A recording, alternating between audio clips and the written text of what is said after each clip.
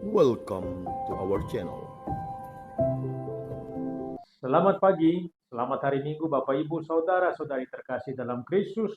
Jumpa lagi di edisi Riak Sabda di Minggu biasa ketiga di tahun B ini. Bacaan-bacaan suci di hari Minggu ketiga ini berbicara tentang perubahan hidup atau pertobatan. Dalam bacaan pertama, mengisahkan misi yang diterima Yunus untuk pertobatan umat Niniwe. Dan kita tahu setelah penduduk kota Niniwe mendengarkan Yunus, mereka lalu berbalik kepada Tuhan dengan berpuasa dan mengenakan kain karung sebagai tanda pertobatan. Allah mengampuni dosa mereka. Dan kita tahu kota Niniwe beserta penduduknya dibebaskan. Teks ini membantu kita memahami Injil ketika Yesus berbicara tentang waktunya telah tiba untuk mewartakan kerajaan Allah. Dan dalam mewartakan kerajaan Allah ini, Yesus juga memilih tim sukses kerajaannya dengan memilih para murid pertama untuk ambil bagian dalam misinya. Saudara-saudari, apa yang kita pelajari dari bacaan suci pada hari ini, khususnya Injil? Pertama, tentang waktu Tuhan. Ketika Yesus mengatakan dalam Injil, inilah waktu pemenuhan, Yesus sedang berbicara tentang waktu Allah. Kita manusia membagi waktu dalam kalender hari, minggu, bulan, dan tahun. Namun waktu Tuhan melampaui semuanya. Waktu Tuhan melampaui ruang dan perhitungan kita. Waktu Tuhan begitu unik dan telah digenapi saat Tuhan mengutus anaknya ke dalam dunia. Kadang kita kecewa ketika doa kita seolah tidak dikabulkan. Namun kita harus ingat, Tuhan memiliki waktu untuk mengabulkan doa kita. Waktu kita bukan waktu Tuhan. Bagi Tuhan, satu hari adalah seperti 1000 tahun, atau 1000 tahun seperti satu hari.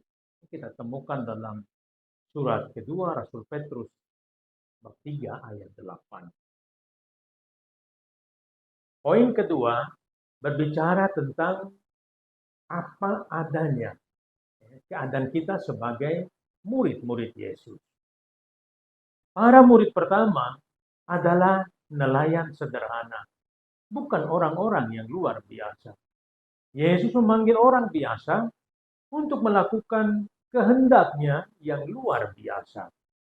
Hal penting yang hendak kita sadari adalah bukanlah apa yang ada pada kita atau apa yang ada pada murid Yesus, tetapi apa yang akan kita atau murid Yesus lakukan di bawah kepemimpinan Yesus. Dan episode ini menyoroti panggilan kita masing-masing. Tuhan memanggil kita apa adanya kita, dengan segala keterbatasan dan kelemahan kita. Namun, Dia ingin mengubah kita agar kita hidup sesuai dengan misinya yang Ia inginkan atas kita. Tuhan menemui dan memanggil kita dalam keadaan hidup kita yang sangat biasa. Masalahnya adalah beranikah kita mengikutinya dengan pertobatan, perubahan hidup sesuai dengan apa yang Tuhan harapkan. Poin ketiga, berbicara tentang pentingnya seorang murid Kristus bersikap lepas bebas. Ketika dipanggil, para murid meninggalkan pekerjaan awal dan keluarga mereka untuk mengikuti Yesus. Artinya, tidak ada yang menghalangi kita dalam mengikuti Dia, mengikuti Yesus. Tanpa sikap lepas bebas, sulitlah bagi kita menjadi murid Yesus. Santo Paulus memberikan teguran keras dalam bacaan kedua, supaya kita tidak melihat hal-hal di dunia ini sebagai sesuatu yang mutlak. Memang hal-hal di bumi ini penting, tetapi mata kita hendaknya tertuju pada keselamatan kekal yang Tuhan siapkan bagi kita nanti. Karena itu, kita harus berhati-hati agar tidak terlalu menaruh hati pada harta dunia yang sifatnya sementara.